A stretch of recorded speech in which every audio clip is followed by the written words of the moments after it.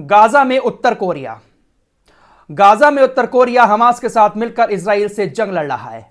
जी हां, एकदम ताजा और फ्रेश रिपोर्ट आपके सामने लेकर आया हूं। अभी तक आपने यह खबर कहीं पर नहीं सुनी होगी, लेकिन कुछ ही देर के बाद यह खबर आपको हर जगह सुनने को मिल जाएगी। इसीलिए कहता हूं कि चैनल पर अगर पहली बार आए हैं सब्सक्राइब कर लें, क्योंकि यहां पर लेटेस्ट इंफॉर्मेशन आप लोगों को मिलती रहती है। इस खबर के अलावा और भी बहुत सारी खबरें आपको बताने वाला हूं, तो वीडियो में लास्ट तक जरूर बने रहे।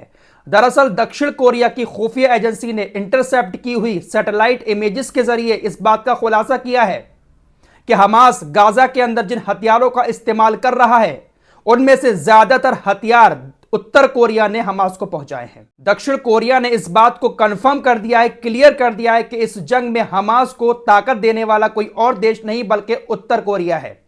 या यूं कहें तो उत्तर कोरिया हमास के साथ मिलकर गाजा के अंदर इजराइल के खिलाफ जंग लड़ रहा है। यह बहुत बड़ी रिपोर्ट सामने आई है और इस तरह के दावे इजराइल और अमेरिका की तरफ से भी पहले किए जा चुके हैं कि हमास जिन हथियारों का इस्तेमाल कर रहा है गाजा के अंदर, वो हथियार उत्तर कोरिया पहुंचा रहा है। ऐसी रिपोर्ट्स पहले भी सामने आ चुकी हैं, लेकिन आज सारा खुलासा दक्षिण कोरिया की खुफिया एजेंसी ने कर दिया है। तो कह सकते हैं कि किम जोंग उन पूरी तरह से फिलिस्तीन के साथ है। बहुत सारी खबरें किम जोंग उन की आपको पहले भी बता चुका हूं। साफ तौर पर उन्होंने अपने अधिकारियों को आदेश दे दिए थे कि सोशल मीडिया पर वो कुछ भी लिखें तो फिलिस्तीन के सपोर्ट में लिखें। जो भी विभाग है उत्तर कोरिया का, वो फिलिस्तीन के लिए सपोर्ट करे। साफ आदेश किम जोंग उन की तरफ से पहले ही दे दिए गए थे। तो ये जो सपोर्ट करने वाली बात थी वो यही थी। देखिए, हमास हथियारों के साथ ही तो लड़ रहा है इजराइल से। 3 महीने से हमास जो सामना कर रहा है इजराइल के इतने खतरनाक हथियारों का, तो कहीं ना कहीं से हमास के पास हथियारों की सप्लाई तो हो ही रही है। तो सैटेलाइट इमेजेस के जरिए दक्षिण कोरिया की खुफिया एजेंसी ने इस बात का खुलासा किया है। देखिए, उत्तर कोरिया कोई छोटी मोटी ताकत नहीं है। रूस जैसा देश भी उत्तर कोरिया से हथियार लेता है। यूक्रेन से जंग लड़ने के लिए अभी हाल ही में एक बड़ी डील रूस ने उत्तर कोरिया से की है। अमेरिका इस बात से खफा भी हो गया था कि उत्तर कोरिया रूस को हथियार भेज रहा है। तो बहुत खतरनाक हथियार बनाता है उत्तर कोरिया। तो कह सकते हैं कि इस जंग में उत्तर कोरिया गाजा के लोगों के लिए हमास के साथ खुलकर लड़ रहा है। देखिए, भले ही उत्तर कोरिया हमास के लोगों से पैसा ले रहा हो, लेकिन हथियार पहुंचाना भी एक बहुत बड़ी बात हो जाती है किसी के लिए। आइए एक मजेदार खबर आपको बताता हूं। यमन के हुतीज जिस तरह से काम कर रहे हैं लाल सागर के अंदर, उसी तरह से वो सामने वाले को जवाब भी देते हैं अगर उनसे कोई उल्टा सवाल करता है। बीबीसी पूरा दलाल बना हुआ है इस वक्त।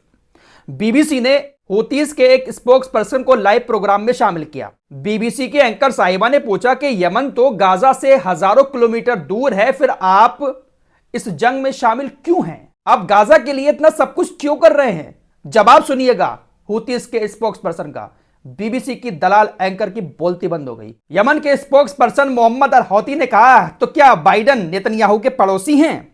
क्या फ्रांसीसी राष्ट्रपति उसी मंजिल पर रहते हैं? क्या ब्रिटिश प्रधानमंत्री उनके साथ एक ही इमारत में रहते हैं, नेतन्याहू के साथ सोते हैं?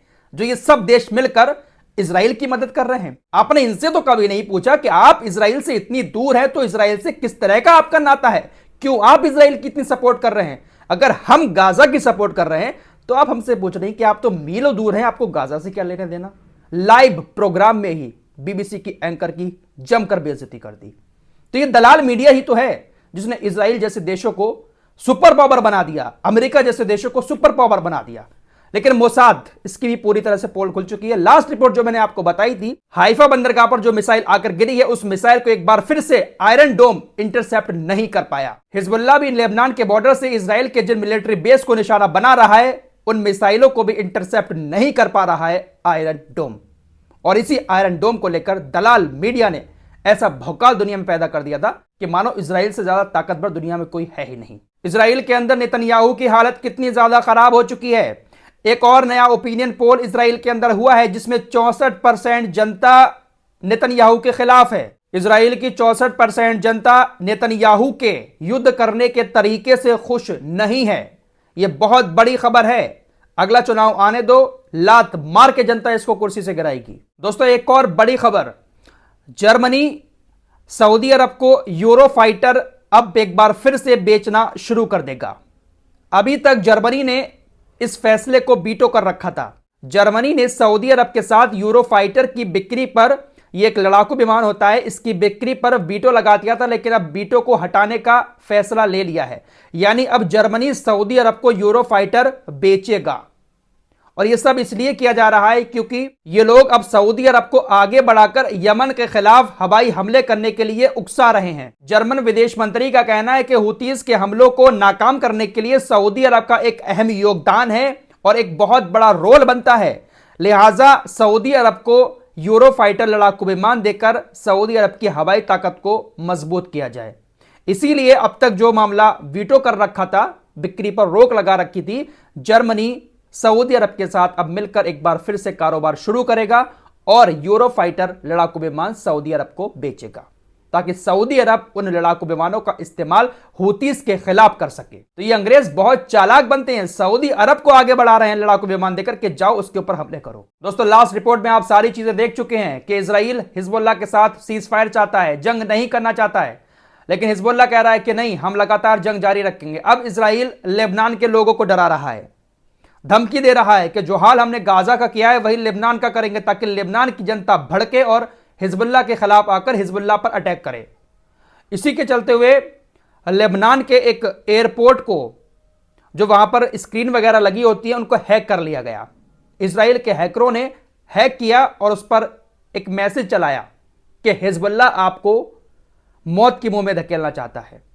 हम लेबनान के साथ जंग नहीं चाहते हैं, लेकिन हिजबुल्लाह हमारे ऊपर हमले कर रहा है, लिहाजा हमें भी आपके एयरपोर्ट पर, आपके रिहायशी इलाकों में हमले करने पड़ेंगे और इन हमलों का सीधा सीधा जिम्मेदार कोई है तो वो हिजबुल्लाह है। यानी लेबनान की जनता को इजराइल अब हिजबुल्लाह के खिलाफ भड़काना चाहता है। इजराइल लेबनान के बॉर्डर पर हिजबुल्लाह से जंग इसलिए भी नहीं चाहता है क्योंकि गाजा के अंदर ही हमास के साथ लड़ते हुए उसको बहुत बड़ा नुकसान हो चुका है।